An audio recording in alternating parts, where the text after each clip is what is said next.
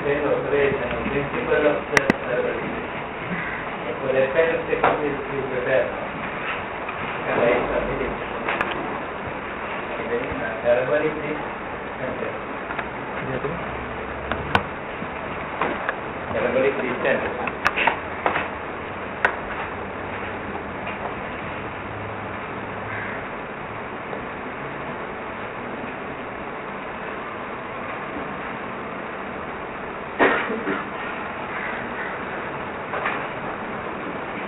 In 2 dimensions when you take it is just a parabola, but in 3 dimensions it's called paraboloid. The actual name of the parabolic disk is geometric name is paraboloid, but we commonly call it parabolic disk. Can you say geometrically the parabolic disk is known as a paraboloid. Paraboloid.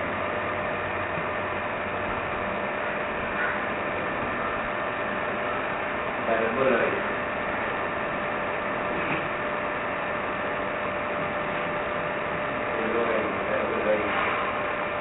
It is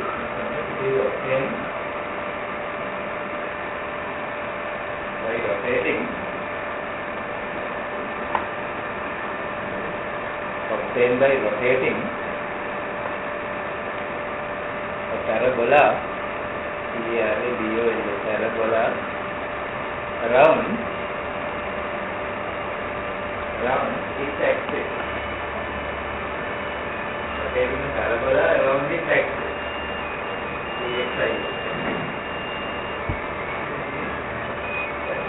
You can see a parabola here, parabolic shape. So if you take a parabolic shape like this is axis. If you rotate this parabolic shape around the center axis, that is what we call a paraboloid. Paraboloid is a parabolic disk. And the parabola has a focal point.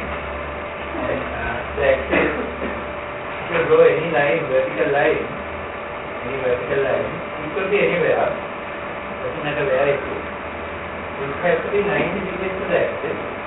This kind of a plane is called directrix plane. Directrix plane is 90 degrees to the axis. Then, if you draw a line like this, it is 90 degrees to the directrix here. That is, a wave which is emitted from this point would have traveled the distance of fx plus xd to arrive here. Another wave which is emitted at the same time here will go fy plus yd distance to arrive here. And if I want to make it a beam, all these signals must be of same phase. If all of them come at the same phase, it's a beam. To make them come here at the same phase, the distance travelled by this part and this part must be equal. If the distances are not equal, phase will not be equal. So fx plus xd is the distance from here to there. Will be equal to fy plus yc. That is. Similarly, if you take any point on the parabola, they will be equal. That is the principle of operation of the parabola. What we are trying to do is that on a plane like a directrix plane, all the waves emitted from the focal point at one moment of time, they should be arriving at the directrix plane in phase. For them to make in phase, their distances should be the same. That is the principle of operation. And you have seen this in your torch, isn't it? The torch makes a sharp beam, and when you remove the cup, it does not make a sharp beam. So you know why it is important to get them in phase. Torch will easily demonstrate. If you can write, maybe you can do it.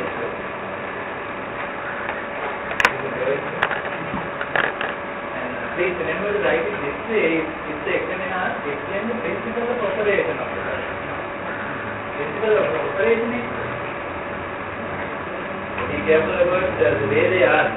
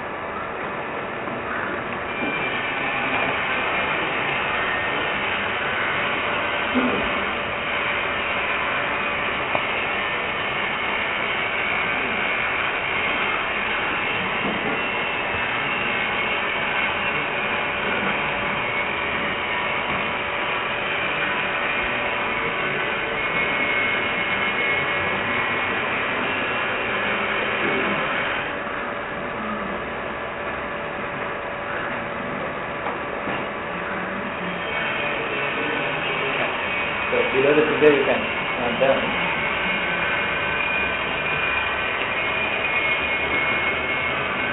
The principle of operation is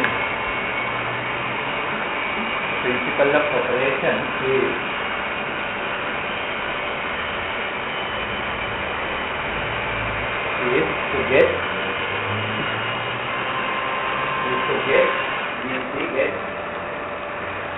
over the wave,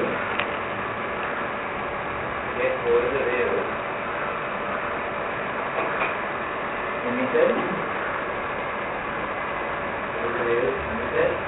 EMI relativity emitted from capital F,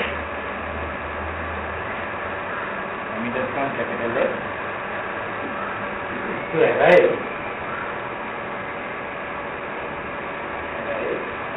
at a plane, at a dielectric plane,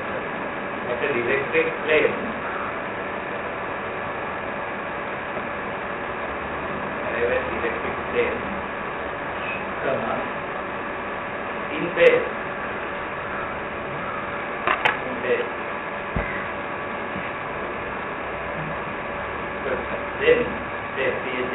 then they form a sharp beam. Of radiation.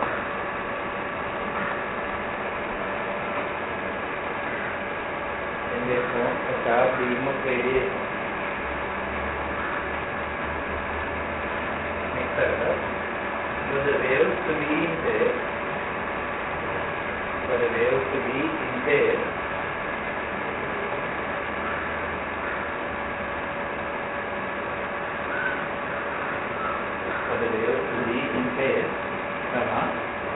they should have traveled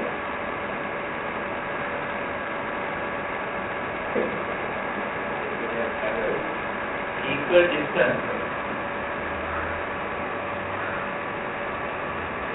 They should have traveled equal distances from capital F to the dielectric.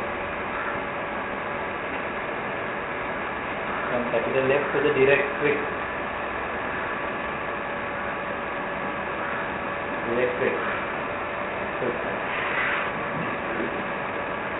Therefore,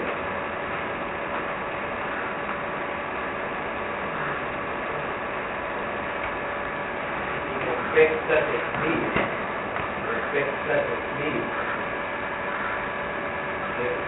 xb is equal constant.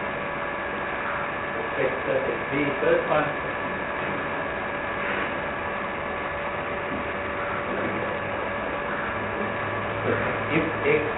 If capital X is varied,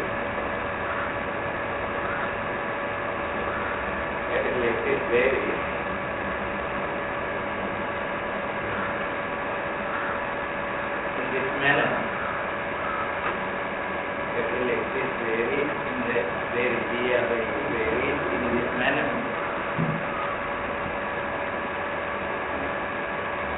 it traces.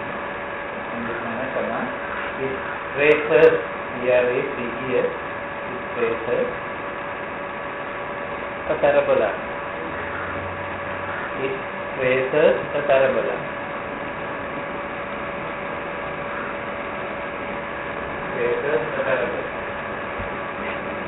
So if you want to prove that it traces a parabola, you can do this same idea in reverse.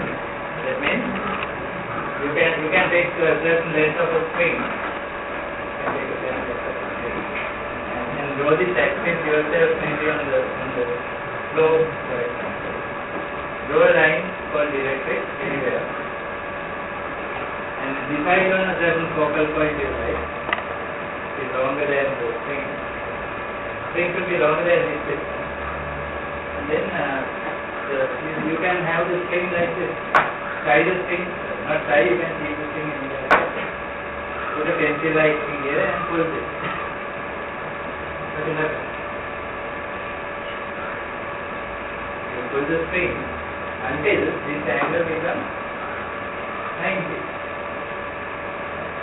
And then the pencil will be somewhere here. And then this is the string after pulling.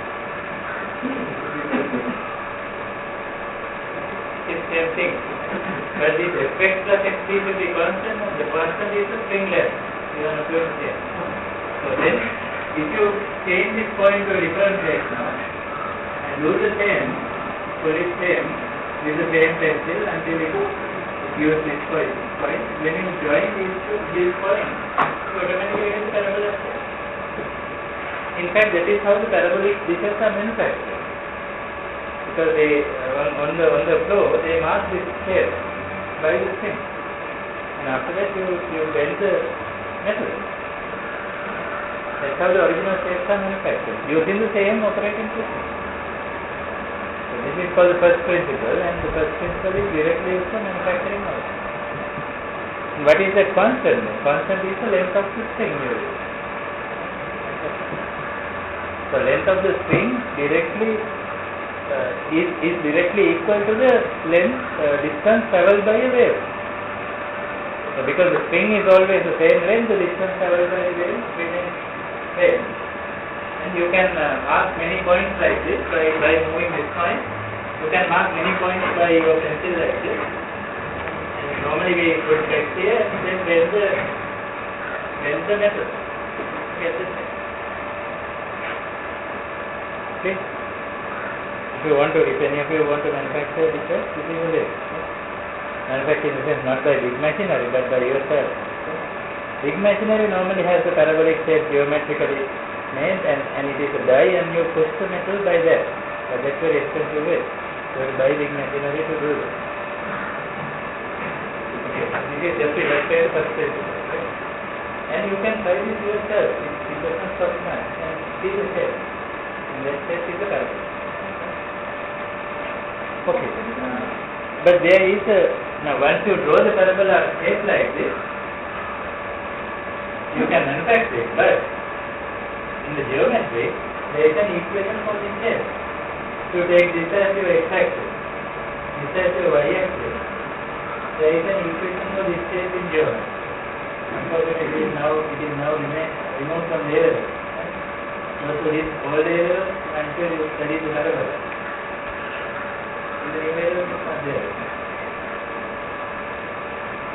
Maybe straight line is there, or circle is there, I think. Parabola may have been removed, I don't know. It's removed. It's not there, unfortunately. That means they don't expect you to do any telecommunication like that. So we in the university have a problem now. A lot of people come from the A levels, they are not ready for telecom. Unfortunately. So we have to train them all these basic things.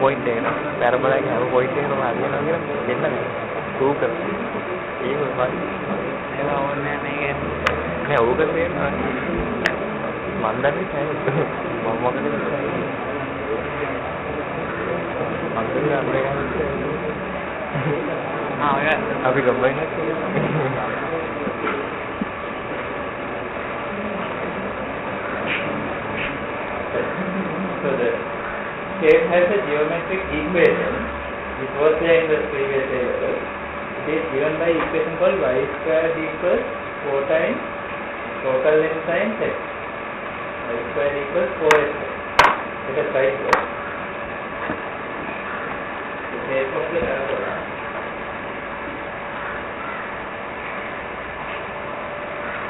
is mathematically given.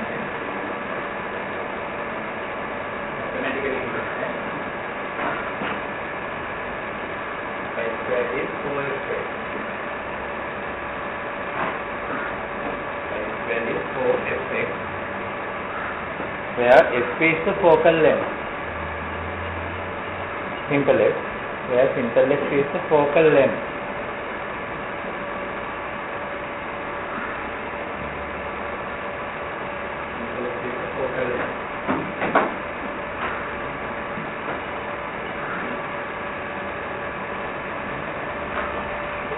Remember that, those who did not do it for the A-levels, please remember now that y squared equals OXX is the equation of the parabola.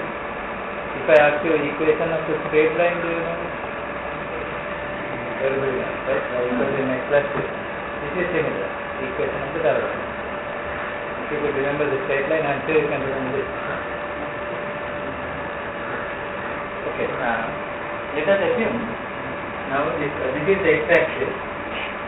This is the y, you have to go again. Go it again. X-axis, y-axis, you have to go like this. This is the equation.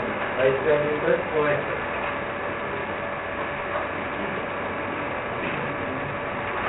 Let us assume focal point is here. Focal point is here. The distance from this point to the focal point is simple. Distance from to the mouth, this is called the mouth. From this point is simple d. The diameter of this mouth, when you look at this from this side, you see a circle. The diameter of that circle is capital. This marks this point. When you look at the parabola from the front, you see it like this. It's a circle. The circle has a diameter which is known as the mouth diameter. Mouth diameter. Capital D, there is mouth diameter.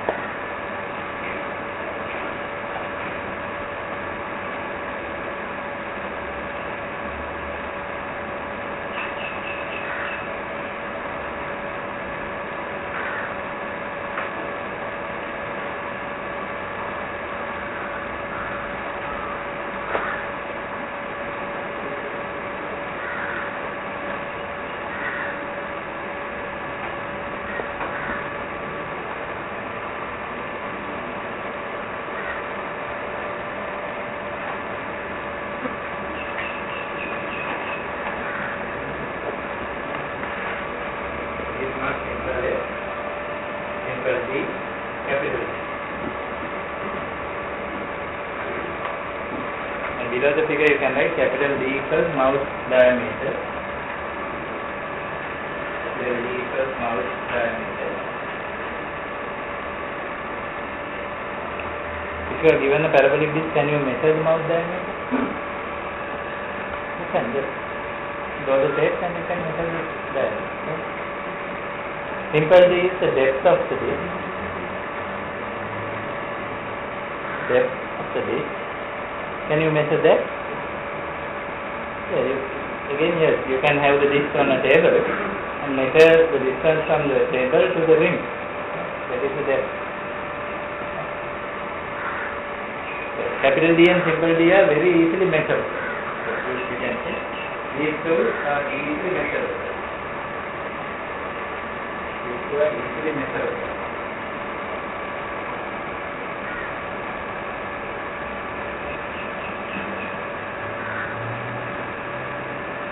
Can you put that into the equation?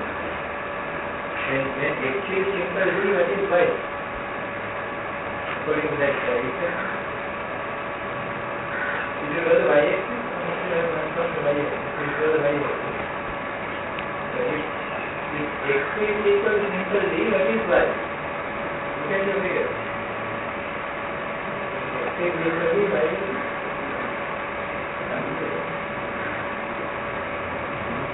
given a certain exterior reactive J, y value from the figure.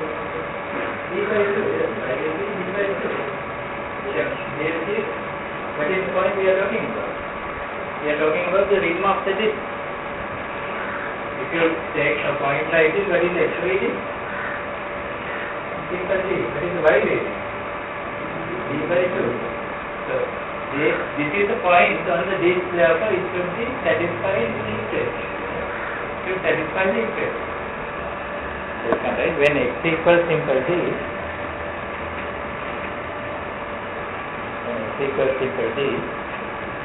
y equals capital D over 2.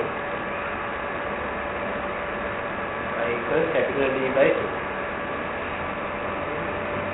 For a point at the rim of the disc,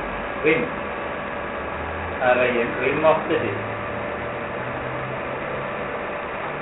Within brackets, there is another name for the rim. It is called edge, EDGE, edge of the disc.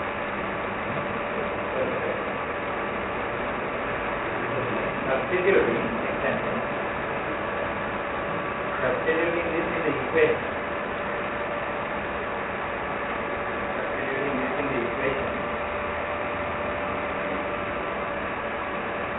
Can you substitute the x value and y value in this formula? X and y we found now, they substitute in the formula. And little exercise, after you substitute, I want you to derive simple left order. Because simple left is not easy method, but you don't know where it is. So you have to find simple left.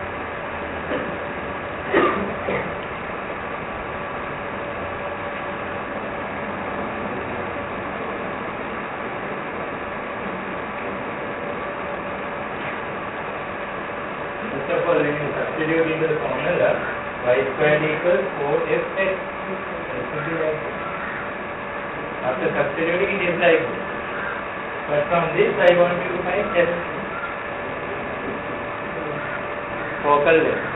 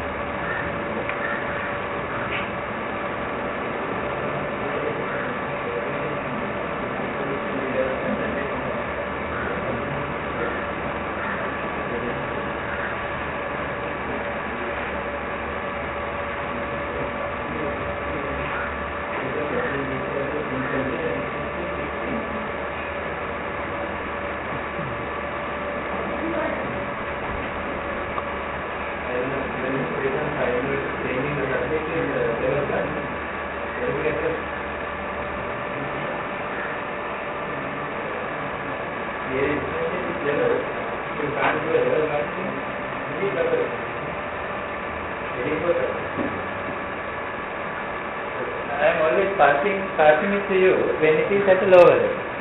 Please judge it right. Anything I pass down to you is something from a lower level for you to practice now. More and more practice and get over it. So please take it as a hint, right? If the if something I pass cannot be done by you, you are not up to the expectation, although you have the certificate of the diploma now. And you are heading for trouble in the advanced diploma. And this is the only time to correct. Few more months. Don't wait for anything else now. Correct. Okay, what do you mean? Capital D squared over. If you got capital D squared over 16 simple D, it is correct. And you are ready for advanced. If you didn't get it, I'm sorry to say you are not ready. This is a learning place, therefore any criticism is accepted and correct. This criticism is constructive for you to develop. So, capital D squared over 16D is the correct answer. example. Capital D and simple D are equal measurable by test. If you are given a D, you can put it on the table, measure capital D, measure left. Simple left is not measurable because you don't know where the focal point is. And this is a very calculable. Look at the equation. The right hand side are measurable, left hand side is not measurable. And right. Using this formula, you can estimate.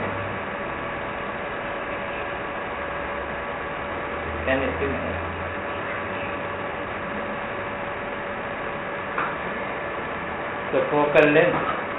You can estimate the focal length.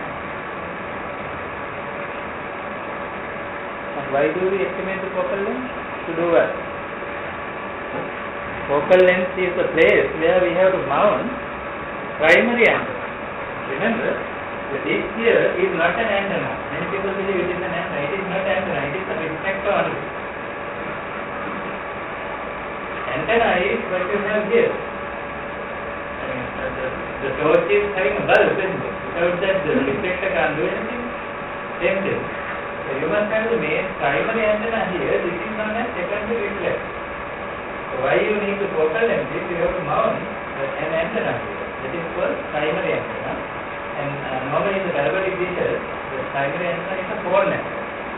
So we call it the feed horn. The feed horn has to be mounted along that line at that distance. So you have to measure like that and mount that feed horn on the disc. From the bottom of the disc, you have to measure the focal length. And that is the place where this feed horn should be mounted. That's how you install. And that is why this is equal. Then the midline you can write. Measure the focal length. Measure the focal length.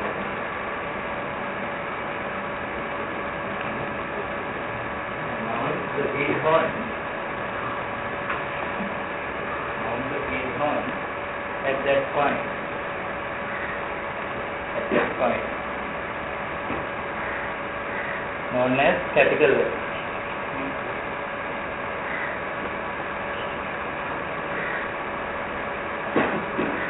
Known as capital F. That point known as capital F. That in our earlier diagram it was capital F. Okay?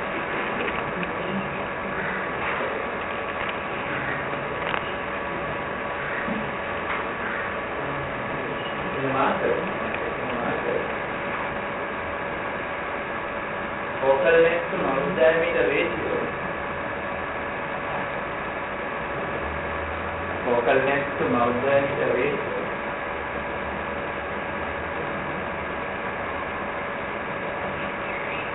Focal length to mouth diameter ratio is also specified. Is also specified.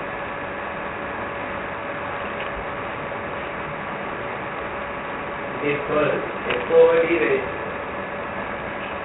It is called simple F over capital D.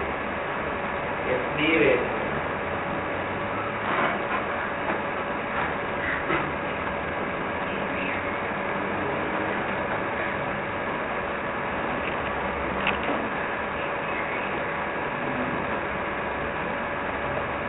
If F over D is small, in the market the manufacturer normally gives that value. If it is less than 0.33, it is called a deep dish.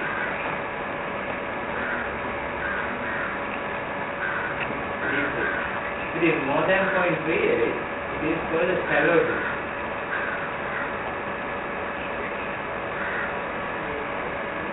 Both are parabolic dishes. One is deep, other is shallow. It is like this. When you take a parabola,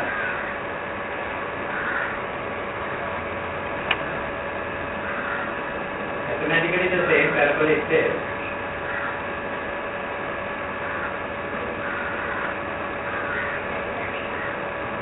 Take a parabola like this, and you can cut it here if you want, and make this part the parabola.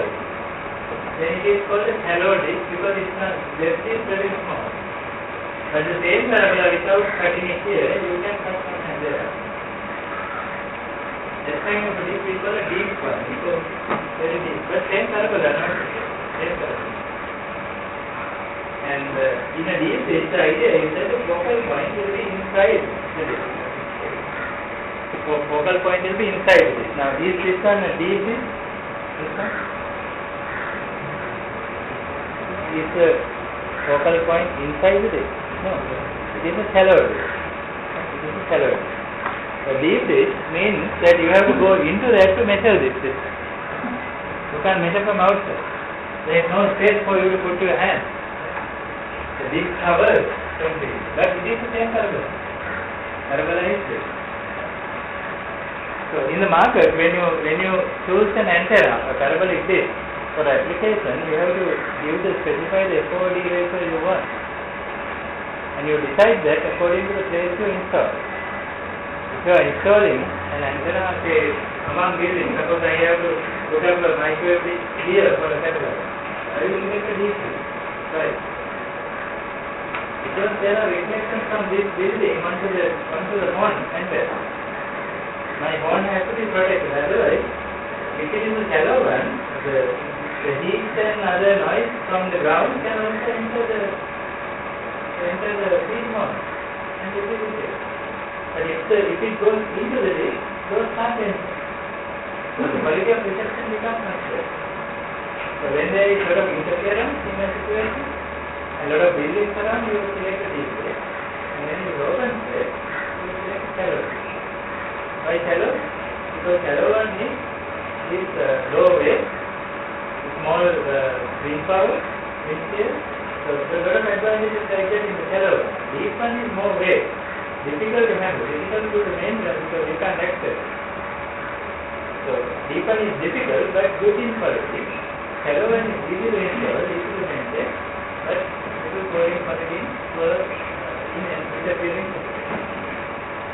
Anyway, they want question on these things, but since you may be required to do these things in the future, please remember.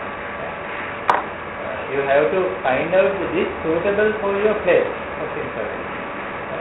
So we won't be writing anything about that, but remember your boss will pay you for not what you know, but what you can do. Right? So if you want a dish to be installed by yourself, somehow you have to do it. So he is paying you not for your knowledge, but for what you can do. If you can't do it, knowledge becomes useless. That's why I said those practical points. Keep them in mind because someday your boss might ask you to do it. Okay. FOD ratio, deep and shallow. It's like this. In a deep dish, focal point may be away. The other one, focal point goes into the dish. So these are the differences in the angles. These are just for example. This angle to the focal point becomes wider in a deeper dish. So when you practically do it, you have to deal with the manufacturer and get all these points clarified before you order. Deeper shallow adjustment. Near and top is to outer part. Then the gain meter. And second is the gain of the dish.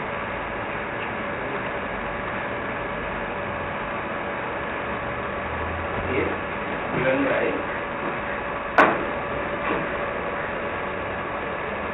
4 pi over lambda square times respect to method. It is a summary of what we did earlier, so you don't need to write in detail because it was there in detail earlier. 4 pi over lambda square times effective method. And what was the effective method? Efficiency time, typical method. Next line, just replace the efficiency time with efficiency. I'm quickly writing it because we have done it already. They are not before. A critical is 5d squared over 4 is the area of that circle. So likewise we simplify to get this answer. Efficiency time 5d over lambda squared.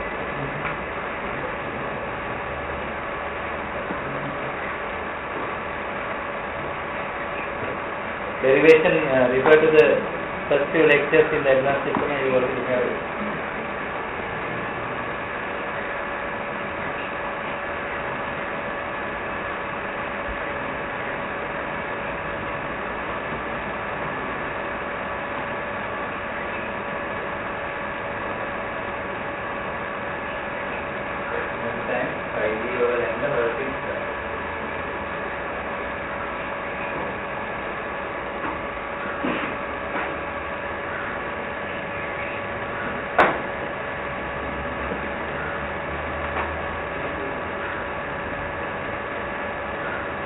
Line, the beam width of the dish is given by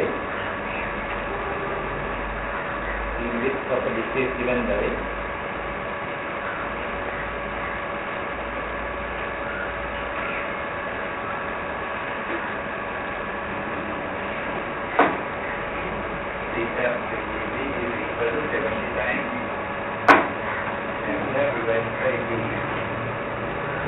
Degree 70 times lambda divided by d, and it will be about 1 degree, 2 degree, somewhere there. Very sharp.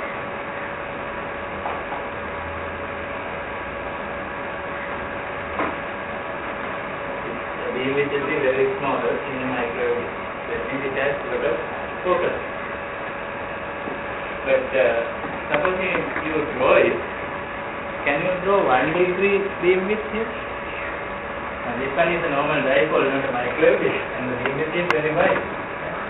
And you mark the 3 dB line which is somewhere here and keep it. But 1 degree beam width can you mark?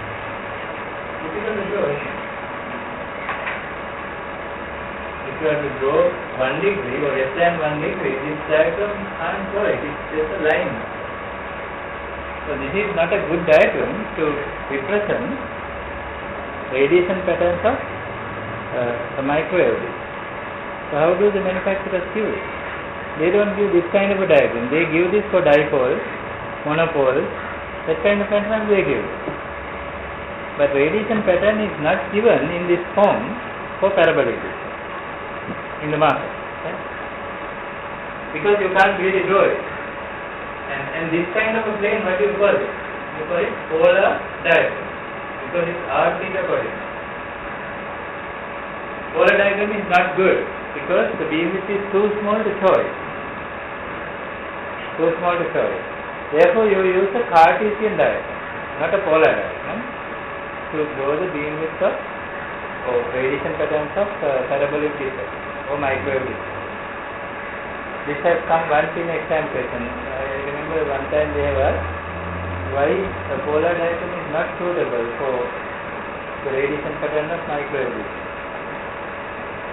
So what is the answer? Now you know the answer. Answer is it's too small to show in a polar diagram. Too small to show the details. Cartesian plane can show it. Simple answer. You have to exactly know the advantages or disadvantages to answer that kind of a question. So simple question, but a lot of people said that it was difficult. So because they were not prepared for that kind of a question. This is the danger when you prepare for the past paper, because it has never come in past paper. Only in that case. And this is an actual one for a parabolic disc that you can buy from the market. This is how they give. The beam width is so small, it's 0.7 degrees, but still visible. And the side lobes are here. Another side lobe is this. So this is how when you actually set an antenna, microwave disc, and you plot it on a Cartesian diagram, not a theta diagram.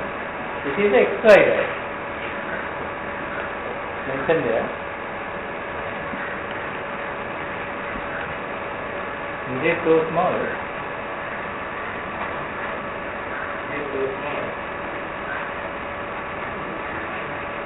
To be shown on a polar diagram.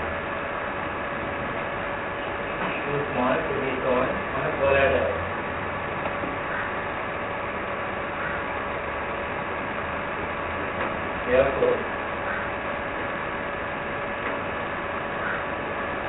radiation pattern of microwave antenna. Radiation pattern for microwave antenna.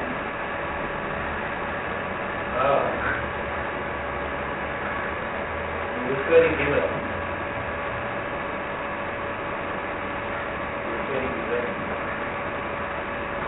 in Cartesian diagram.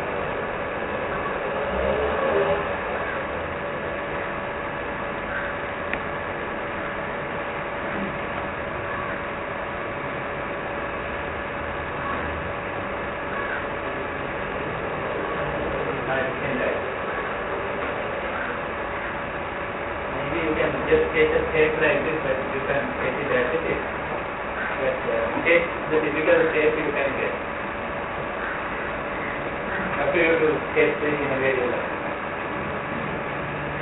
And that is the frequency of radiation.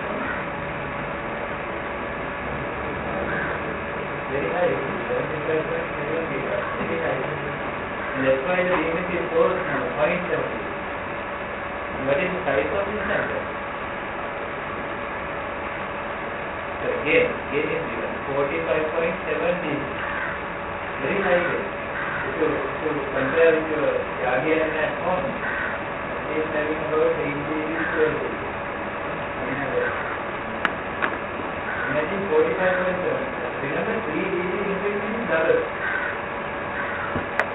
3 dB increase means double. And this is what it is. You can see the size of the gain. So they are very powerful antenna. Heavily focusing the image.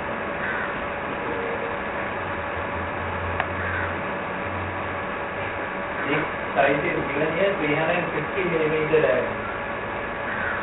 It is about 0.35 meters. But because the frequency is very high, even 0.35 meter diameter is enough to get that much of focus. You know that it is better without these things. If these things are not there, I'm sure you are happy. But what to do? These are practically there when you manufacture. To understand that there are side loads. It is a side load. It is a side load. Can't help it all.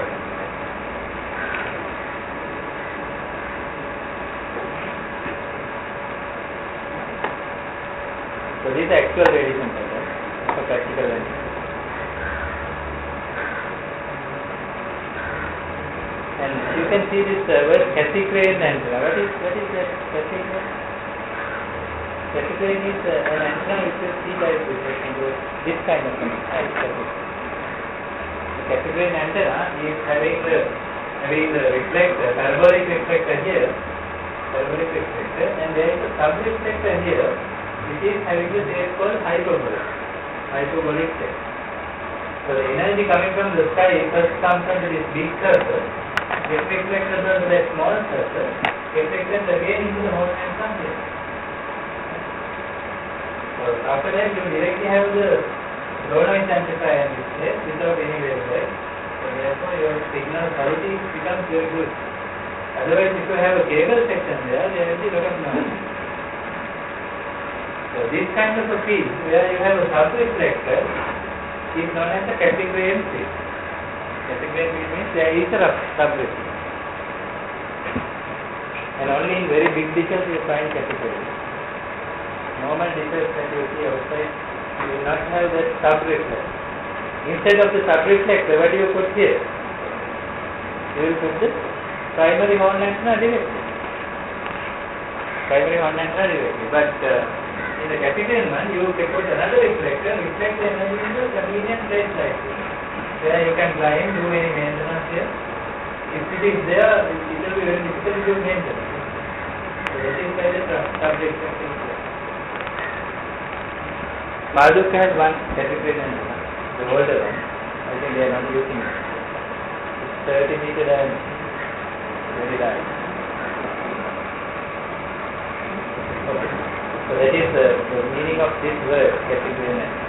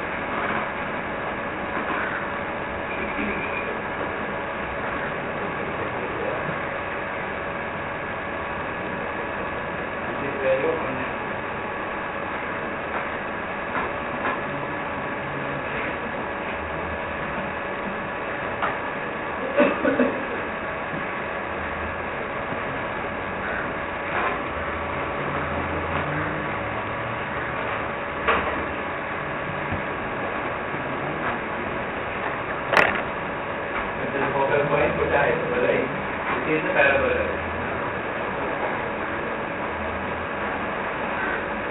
This is the horn angle.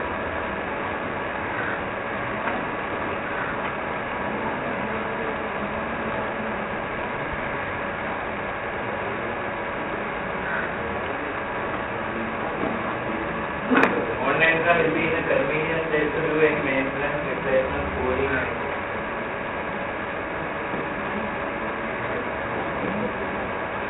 for large antennas, this is very popular.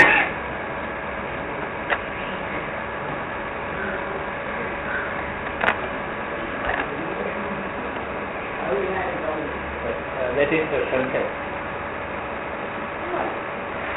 that is your seen is here. You can transmit if you want or receive. Either way.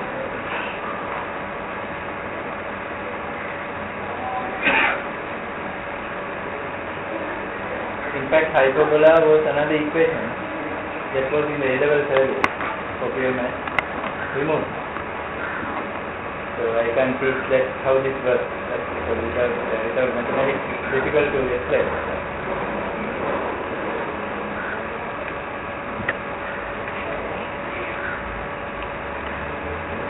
The easiest way to explain it is to show it. So this is the actual photo. This is another photo of the top. This is the hyperboloid at the very top, and that will be the subluxation. So large and subluxation, 20 meter, 30 meter diameter. Okay, so that was about the parabolic antenna. Remember this idea as well, although it's not there in the syllabus. This is very popular now with home reception. So at home, you might need to focus on your satellite, but you might not have space. You may be mounting on the wall. One method they use is rather than manufacturing this whole disk, they manufacture only this part. Then the same focal point antenna is somewhere like this, but you rotate it so that the angle beam can be focused. Look at this is coming at an angle, not direct light. Same theory, but this is a very handy way to implement it for home, so that you can mount the disk on the wall, because that angle could be easily received on the wall. So the antenna could be like this. This is not on the wall, but on the floor. But the beam is coming from this angle and getting focused. That is the advantage. Earlier, this was here and it was blocking the main beam. The primary antenna is inside the main beam and as a result side lobe. Now the main beam is coming here, it is not inside, it is outside. So primary antenna will be outside the main beam. That is the main advantage we have in this method.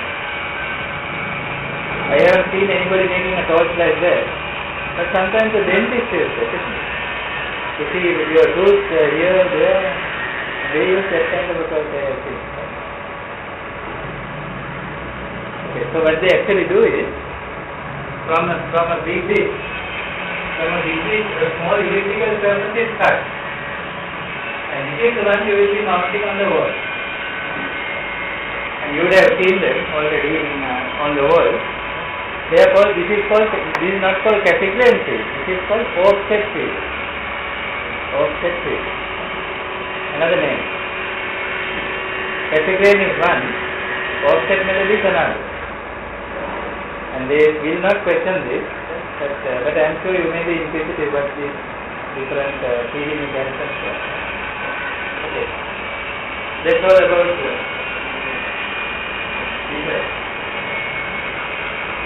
from my training that's all. Most of the questions they have asked basically explain the operation of it. Where they have to explain that the electric drive. And also they usually ask you gain and the unit kind of thing. So that's what they appear. But sometimes the very odd question like one I mentioned earlier, very odd question why solar diode is not older girl. Lot of students were struggling that year. After the exam they told me, we didn't know the answer, so I didn't mention the word. Some subtle points like that also they question me, this is our dear. So, that is the danger of getting ready only for the past paper. So, be little more enthusiastic and also more detailed than past paper. We move on to new topic, which is again a fundamental topic about how to take care of noise. How to take care of noise in a calculator. You already have a lot of noise there, so let us know how to take care of it. Same with the RF link. RF link will also receive noise, and how to deal with that.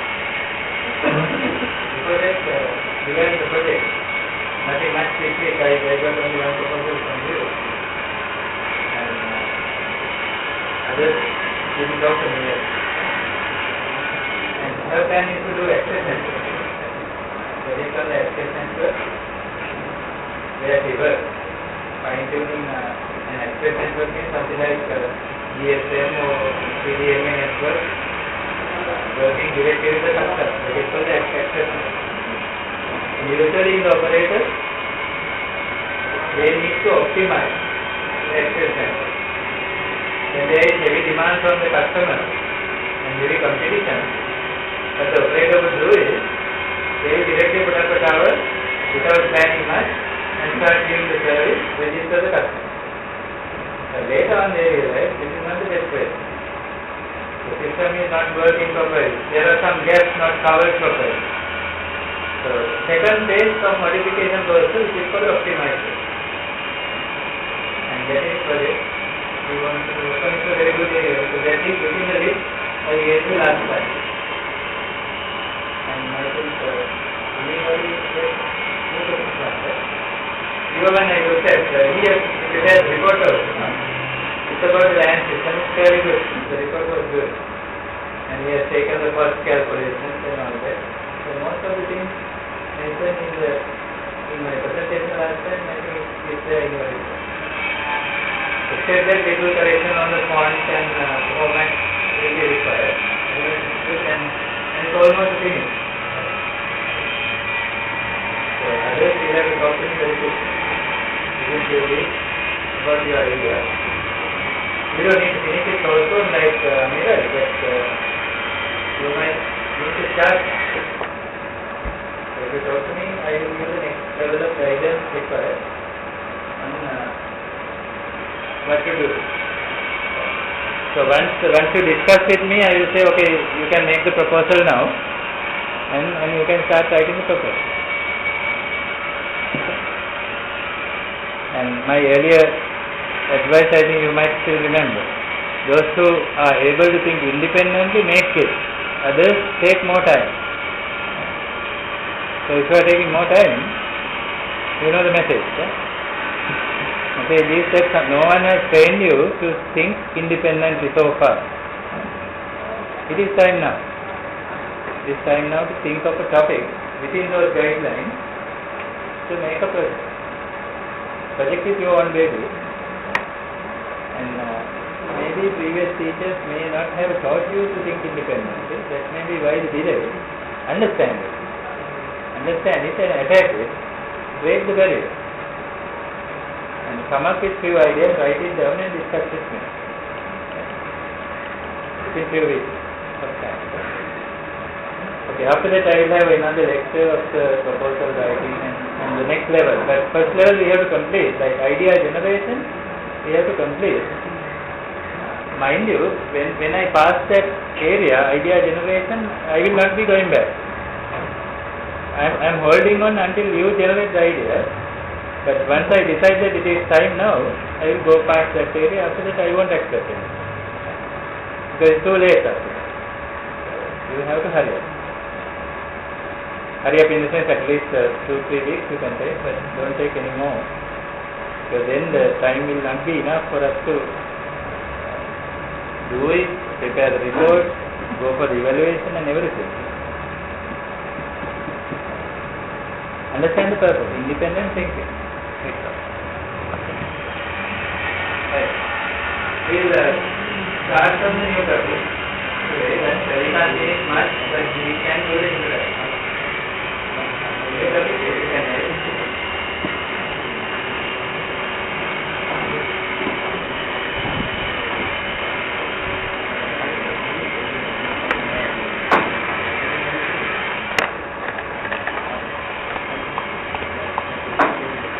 It is about the knowledge.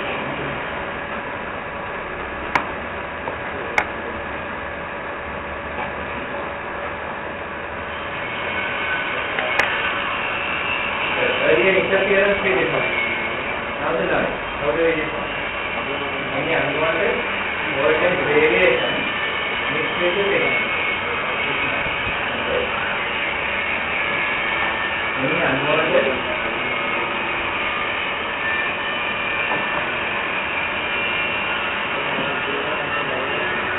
voltage and current variation.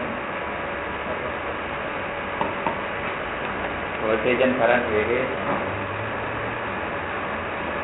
comma,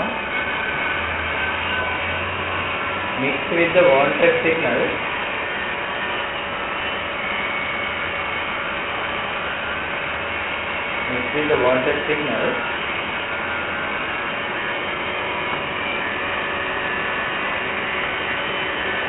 is known as Noise.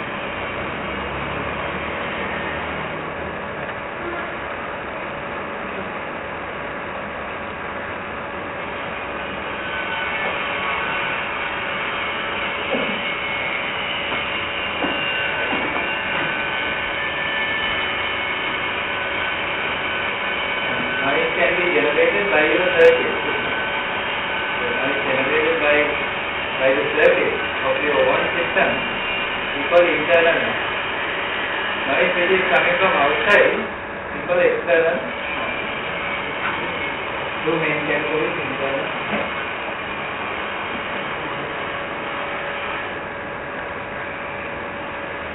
noise and external noise.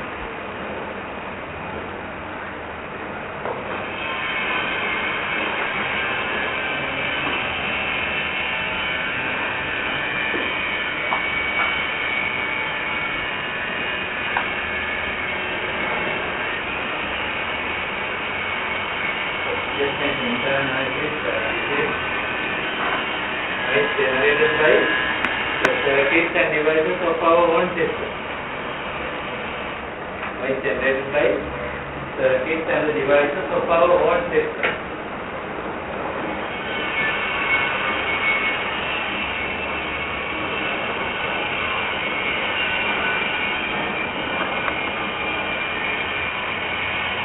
Circuits and devices of our own system.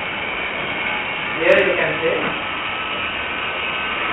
noise added to the signal. Noise added to the signal.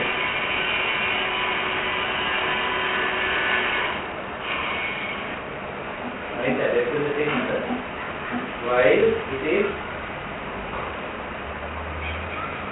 propagating. While it is propagating the communication medium. While it is propagating the communication medium. Communication medium.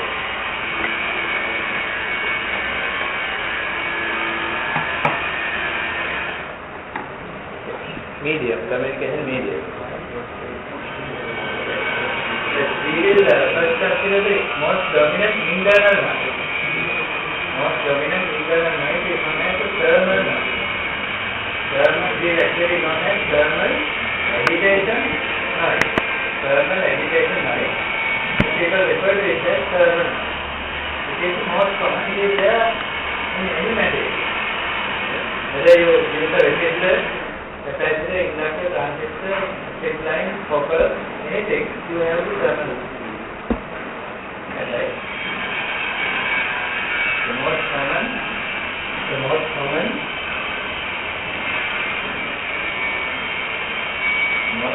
type of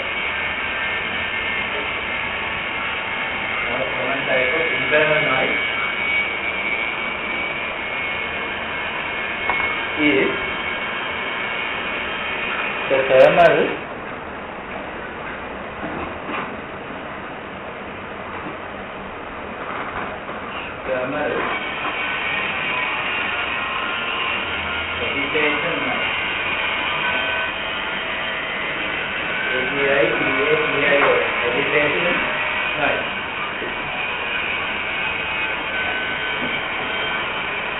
Is in brackets also known as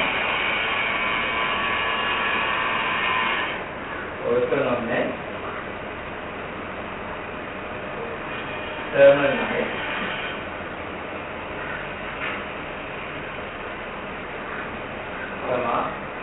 Johnson noise.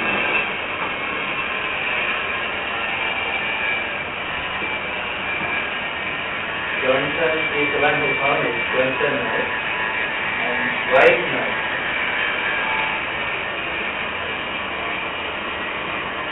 Even it is not Johnson white, right? White noise is because it has more frequency, like white light.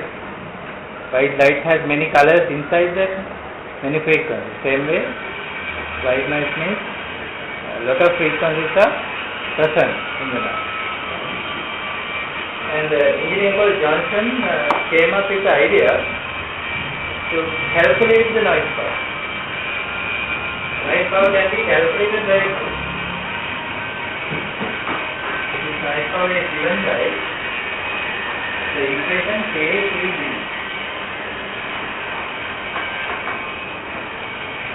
We are not required to prove it, but just remember, noise power is KTC. That is what Johnson found. And even today we heavily use this equation.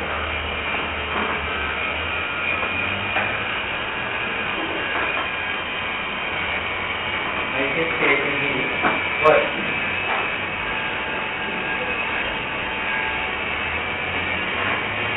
K is Boltzmann constant.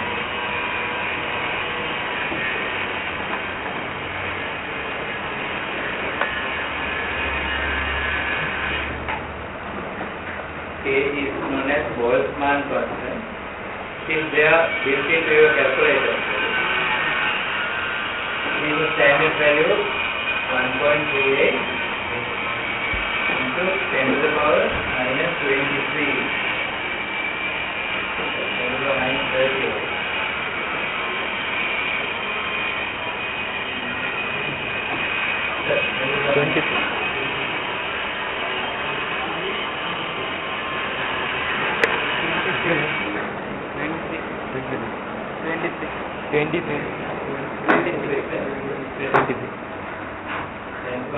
23 joules per Kelvin.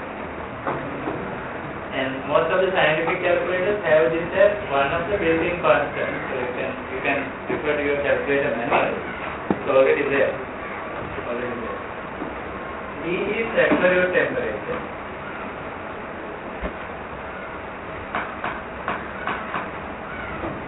Temperature in Kelvin.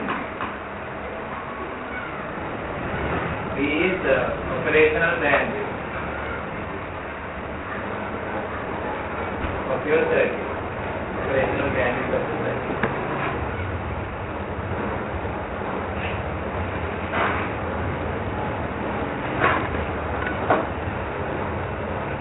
The thermal noise power is given by KTB.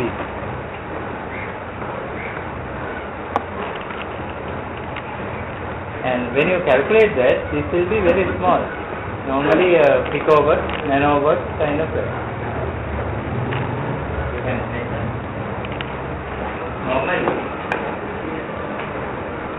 Normally the thermal noise power is very small.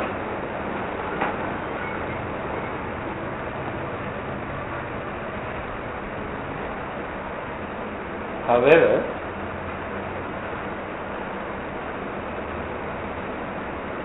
following reason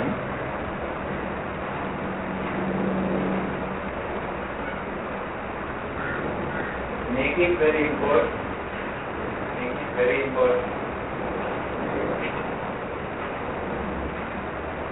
Following reason make it very important. What is the first reason? Why do we consider it as important if it is small? One reason is that it is everywhere. That means any material you use to make a circuit, it generates thermal. All the materials.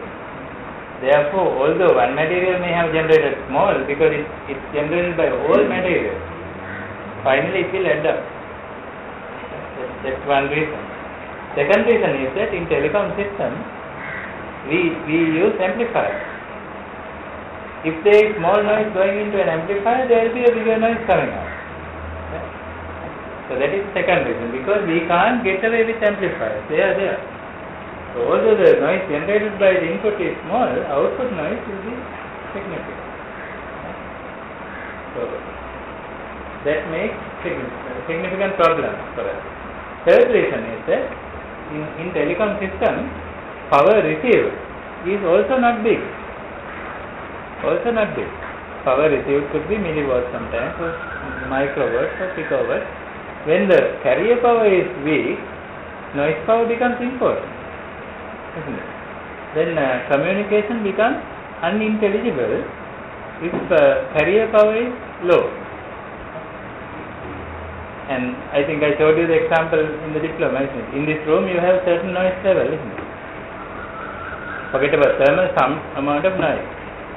Right? And earlier you found my voice was more difficult, right? Because there was that unwanted noise there coming from that working place. But now it looks little better. And if I switch off the fan, it will be even better. But I am speaking at the same level. So that means my transmission has not changed. But your reception quality, you saw a wide difference because of the noise. Not because of what I am saying. Not because of my voice. I have been speaking on the same way. So that shows that noise can make an important change in the reception. It is very important for the reception. Even this noise could be annoying if I speak, suppose I switch off this amplifier. You might have problems in hearing because I am not speaking over there. So that's why the carrier noise ratio will be important for your ear. And this is an antenna you are receiving, and there is a carrier level you are receiving. Carrier level could be what I am speaking, and there is a noise level.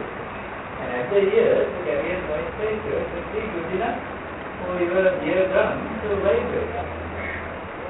And the signal to be intelligible, words to be intelligible, it should be above certain limit. Otherwise, you will hear something but you can't figure out what it is.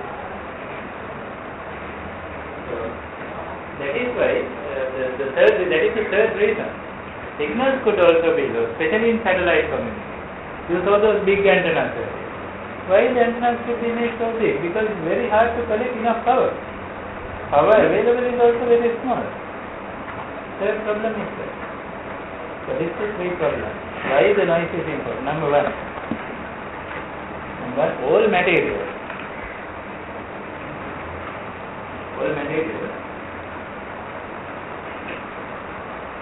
used in making electronic circuits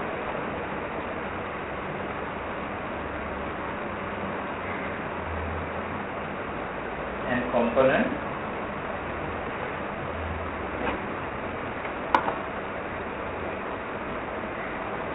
and please complete that sentence if you have been listening. If you have been reading what you wrote, you should be able to complete that. Otherwise you were not here, right? Please judge.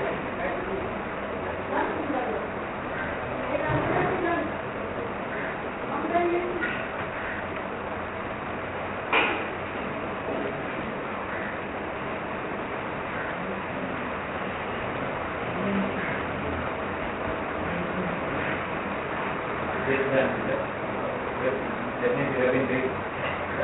So you have been here. Otherwise, please judge and correct. Otherwise, you will become good. Okay, what did you say? All materials for making electronic circuits and devices generate thermal. Perhaps whatever it is. Number two. telecom systems use amplifier. Telecom systems use amplifier. Amplifier.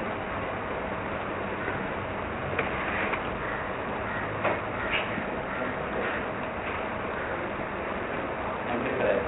Because they generate. They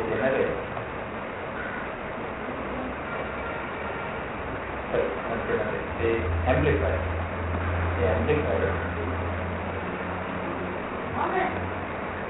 Input noise.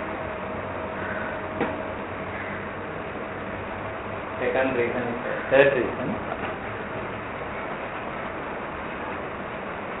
Signal levels are also poor.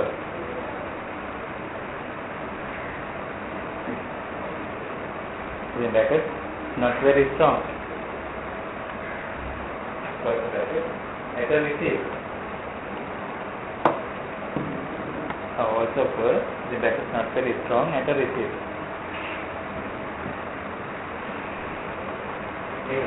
Due to these three reasons,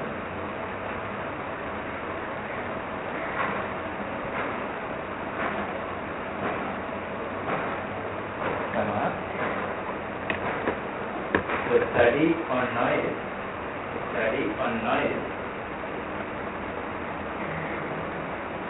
is vital, vital for telecom engineering. Study on noise is vital for telecom engineering.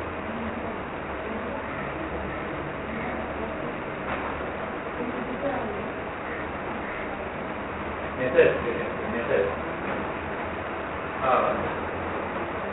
We make a list of the methods these telecom engineers use to handle this noise problem. Number one.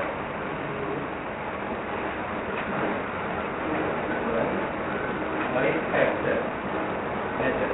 Noise factor method.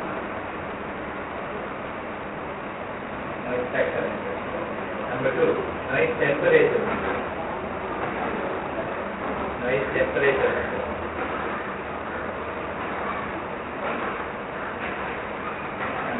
Noise resistance.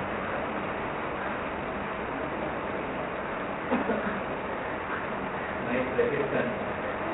So those are the three methods engineers have found to tackle these calculations. And you can put it through the noise factor method. That is only one we are going to study under this. Put it into the noise factor. Noise temperature is studying later in a different topic. Is satellite communication, our last topic. Satcom noise temperature is very important for calculation. So it is very difficult. So we will use that method later. For different areas of telecom, different methods are good.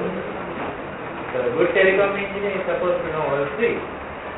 But if you know noise factor and noise temperature, you can provide in telecom engineering. Most calculations are like that. You may have noticed when you buy a low noise amplifier from the market, but it's written on top of that.